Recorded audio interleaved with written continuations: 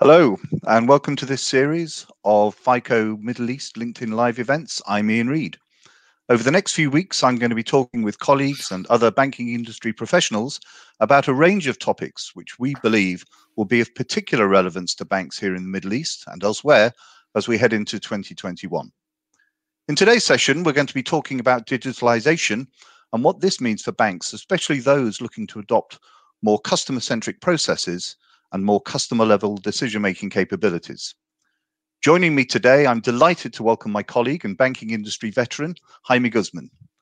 Jaime has worked in a variety of different senior risk management roles for a number of blue chip organizations, including 17 years with the HSBC Group, where he was responsible for the implementation of new risk management processes and decision systems across 22 different countries. Today, Jaime is a senior principal consultant within the FICO Advisors digital practice. Jaime, welcome, and thanks so much for joining me today. Oh, thanks for having me. Great to have you on board, and thanks very much for making the effort at such a unwelcome and early time of the day for you. No worries. Jaime, before we start talking about digitalization itself, I'd just like to spend a couple of moments talking about CRM adoption within a retail banking environment. So for a number of years now, I've had many conversations with banks around the world about the need and importance for them to transition to a more customer-centric, customer-level decision-making environment. Why, in your opinion, though, do you think to date so few banks globally have been able to actually turn this vision into some kind of successful reality? Wow, that's a very loaded question, Ian. And obviously we can spend hours upon hours discussing CRM. In the essence of time, I'll really just avoid the conversations around, did we choose the right CRM solution, technology? Did we have buy-in from senior management? But from my experience, really what it came down to are those two key elements in big program management of having a robust strategy and then execution of that strategy. So, when you think about a CRM solution, many organizations took the approach of build it and they will come, instead of really sitting back and looking at their existing CRM programs with the products and the services they offered, and really looking out 3 to 5 years and trying to have a vision of what their CRM program would look like. And that's critical, not only for a diversifications of decision making, but a lot of organizations stop at the acquisition funnel. How do we acquire more customers? How do we deepen? CRM is a life cycle approach to the customer. So what you'll see is a lot of effort on the acquisition side, but not a lot of effort and thought on the servicing side. And without that very robust plan, what you had is you had a suboptimal execution around keeping the silos of data and the way of doing business and the way of rewarding your employees. So a lot of it had to do with strategy and the execution of that strategy, and really breaking down the silos that most organizations have today. Yeah, I mean, you make and raise a very good point about silos there. And just thinking about this from an organizational point of view, I mean, historically, retail banks in particular have been very product silo focused organizations. And a slightly ungenerous thought that has always occurred to me is how senior executives who are responsible for single product silos or product related silos, how do they actually benefit themselves from the adoption of a more customer-centric CRM-led approach? I mean, does anybody within that type of organization actually benefit from the adoption of customer-level decisioning? Yeah, I mean, again, I think there's multiple beneficiaries, to doing CRM and doing CRM right. And you're exactly right, Ian. There hasn't been a lot of movement from having product line general managers with individual P&Ls and having, individual risk and marketing teams, and, moving away from that and moving to more customer-centric approach. But, in reality, having that robust 360-degree view of the customer, first of all, your customer should win, because the whole idea of CRM is to make better decisions that not only impact the customer, but also impact the financials of an organization. So by stepping back and taking that view of, having a 360-degree data universe, having commonality and platform that allows you to offer multiple products instantaneously, to really be on the channel of choice for the customer. Two things are going to happen. One is you're going to increase the your customer experience and your customer loyalty, which should develop deep long-term relationships. So you should really build a nice historical vintage book of customers that perform well.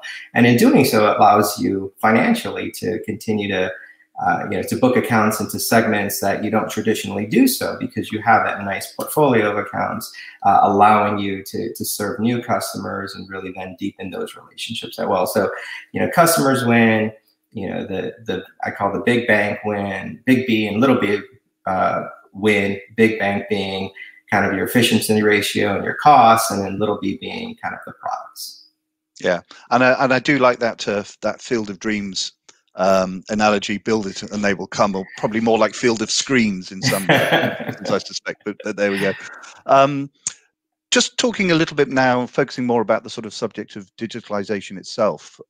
Jaime, what do you understand by the term digitalization as it applies to retail banks, and how is this digitalization generally supporting the move towards more customer level decisioning?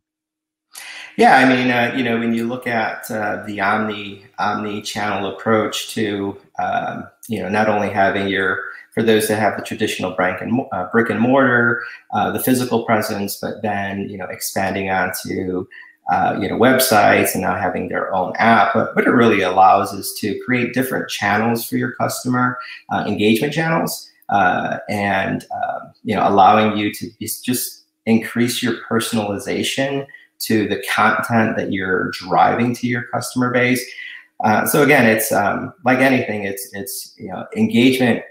These channels do allow you to engage more closely with your customer base, and with CRM, the component of offering the right product at the right time at the right price. Now with digitization and having an omni-channel view, you also have to include on their channel of choice. So that's just another dynamic that's been added to CRM, to incorporate the channel of choice for your customer, because they will tell you how they want to be interacted with. And again, just using that within your decision-making and servicing processes will just increase that customer experience. Yeah, I mean, and you made the point there when you talked about sort of getting the right products and services into the hands of the customers at the right time through the right channel. And you made a point earlier as well about CRM traditionally being in the purview of the sales and marketing group. And certainly when I think of CRM, that's instinctively where my mind goes, is to it's a tool to enable better sales and marketing. But of course, there's a lot more to successful retail banking than being good sales and marketeers, and a whole bunch of processes that need to be managed and defined and executed properly. How do you think sort of digitization and customer level decisioning can support some of these non-sales or non-marketing related business areas? And I'm thinking here about things like collections and customer service, for example. Yeah, that's a great question, Ian. And when you think about CRM, you hit it on the head. A lot of times people get fixated with the acquisition and the cross-sell side. But again, when you just stepping back and looking at the 360-degree view of a customer, within any organization and portfolio, you're going to have a certain segment of your customer base that runs into financial challenges. And if you're doing CRM to the capabilities of what most organizations want to do, which is have a higher share of wallet and to increase products per customer, inadvertently, if a customer starts showing signs of distress, it's going to happen with multiple products, and you're going to have multiple facilities that you're going to be looking at across the customer base. So, again, going back to that 360-degree view, you can't have it on the front end or at the acquisition channel, and then at the back end, really just continuing the old ways of trying to manage the customer at the product level, because then you create inconsistency of decision making. The customer is not having a holistic conversation or having you come up with a holistic solution and how to remedy the situation. So again, it's continuing that 360-degree view across the customer lifecycle. Right. And I mean, one area that I think is going to be of particular focus for banks in this region next year, and the Middle East very well from your days with HSBC, of course, is that around pricing. And I don't just mean pricing for things like credit cards and loans, but also pricing for deposit products and savings and investment products, as banks look to sort of try and rebuild, capital bases that have been slightly eroded by the pandemic, which we'll discuss in a little while. How do you think pricing can be better supported by customer-centric processes and customer-level decisions? Yeah, I think, Ian, if looking at our past experiences as risk managers, 15 to 20 years ago, if you were doing risk-based pricing and line assignment, you could be seen as having a competitive advantage because you've made the investments in the analytics and in the optimization that's really needed to do that type of decisioning.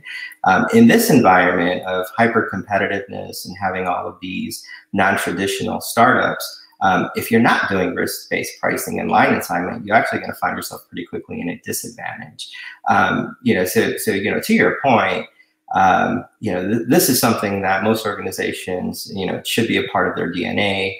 It should be a muscle that they've created over time. Because again, if you're not providing, the right pricing with the right line assignment, you're going to have competitors right behind you, looking to pick you off. So with the advent of data and analytics and the segmentation tools that you can develop internally or purchase, along with optimization software, risk-based pricing is something that most organizations really need to be doing and doing well. Yeah, I agree. And we're starting to see that really starting to emerge as a hot button topic, here in the Middle East, where, as I said, historically pricing has been fairly standard for different types of products across different banks in different countries. But I see that model changing, and definitely there'll be competition now for the liability accounts as well as competition for the asset accounts. I mentioned the pandemic a couple of moments ago, and I don't think you can have any discussion with anybody these days, professionally or personally, that goes longer than 10 minutes where you don't talk about COVID-19. But one of the few, I suppose, silver linings in an otherwise very, very dark cloud of the pandemic has been the move, or been the force or the momentum that it's created around forcing banks to go down the digital route, through necessity rather than through choice in many respects. Do you think COVID-19 has taught us any specific lessons from a digitization CRM perspective? Yeah, I think it there's a couple of things. One is it showed some of the weaknesses, and we talked about that a few minutes ago around having that holistic view of the customer, and then having that be a part of kind of the digital transformation that most organizations needed to make. So when you look at what COVID has done in terms of rapid adoption, it really forced institutions to advance their digital roadmaps, years of planning and projects into, a few months. And this is not the exception. This will become the norm.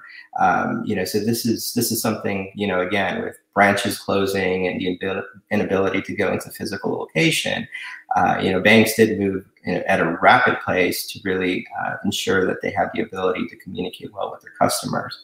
And that's partially why we formed the digital team at FICO, is to really help organizations, step back and look at, their digital transformation and making sure that, you're hitting those key elements that customers are looking for you to provide, which is, a great experience, making sure that it's a safe environment.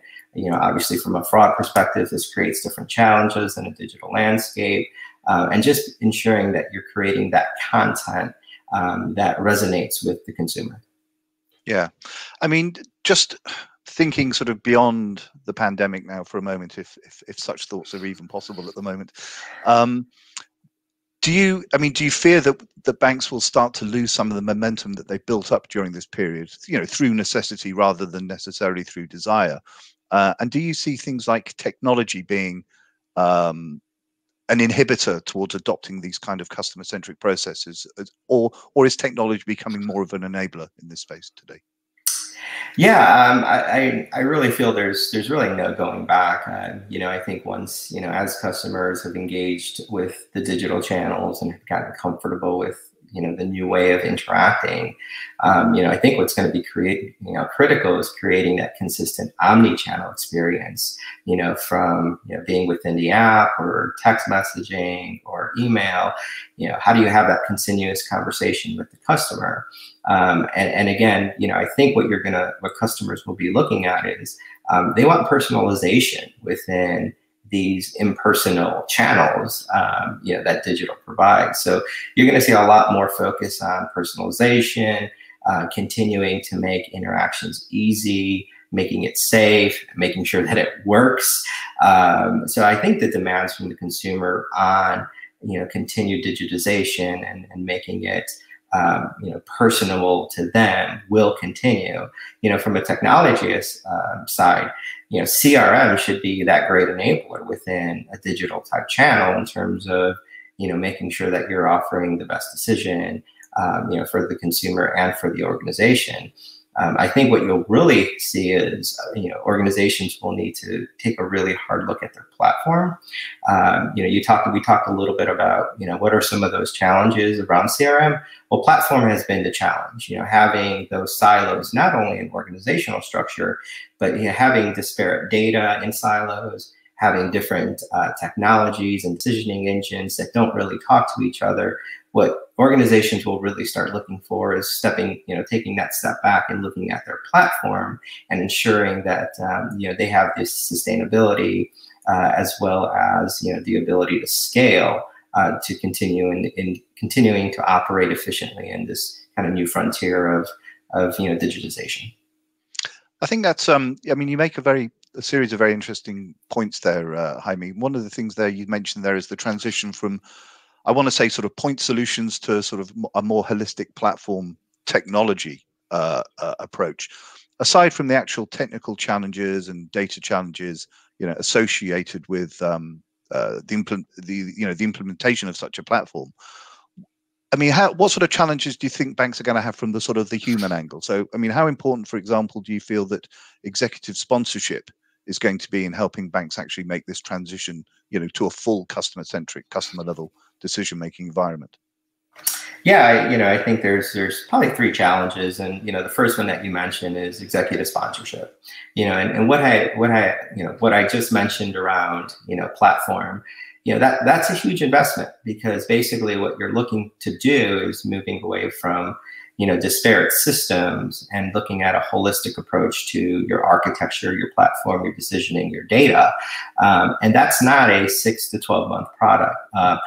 That's a program, and that just requires a lot of, obviously, investment and a lot of patience. But again, that will pay dividends.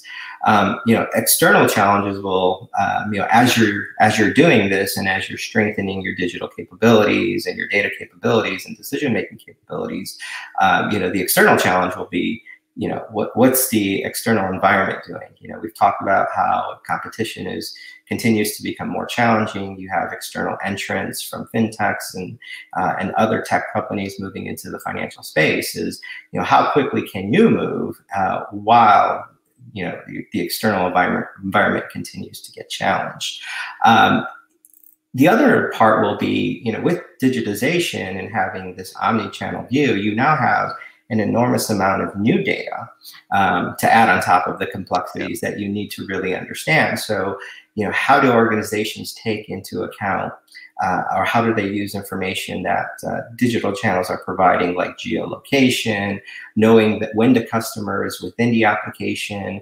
You're going to have all these new insights that are going to be great opportunities for you to personalize, to engage with.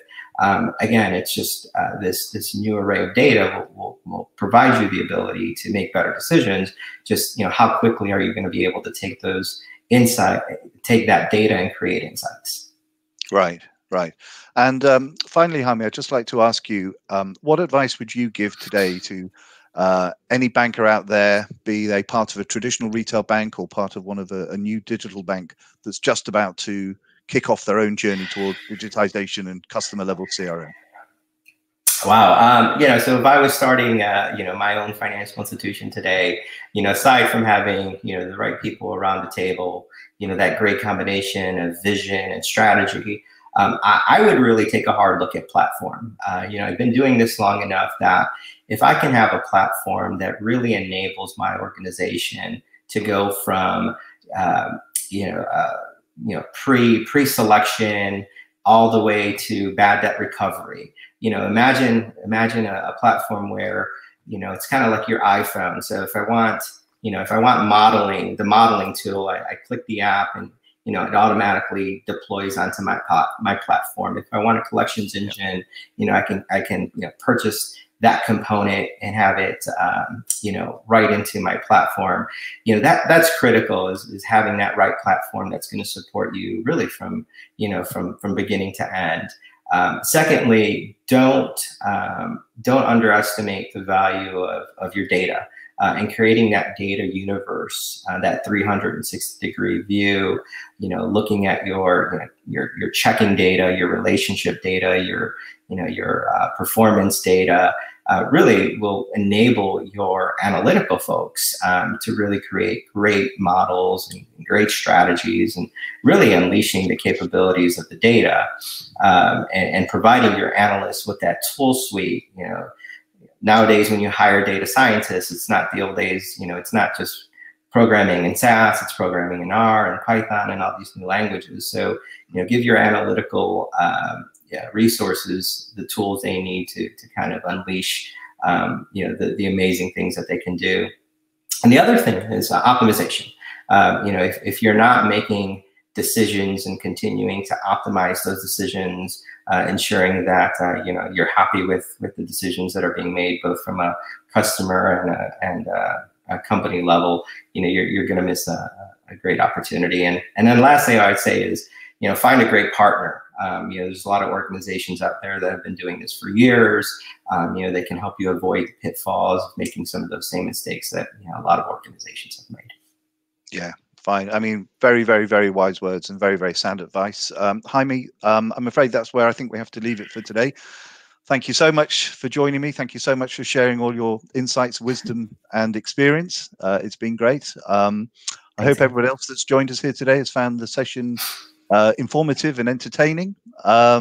If you've liked it, please feel free to like it and to follow us on our FICO LinkedIn profile and our FICO Financial Services LinkedIn profile. I think the details of how you get to both of those sites are going to be included within the chat part of this the chat screen.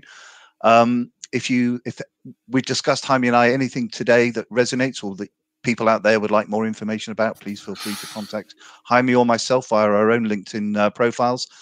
And then just finally, the final thing I'd like to say and remind people is that this is part of a series of discussions that I'll be having over the next few weeks.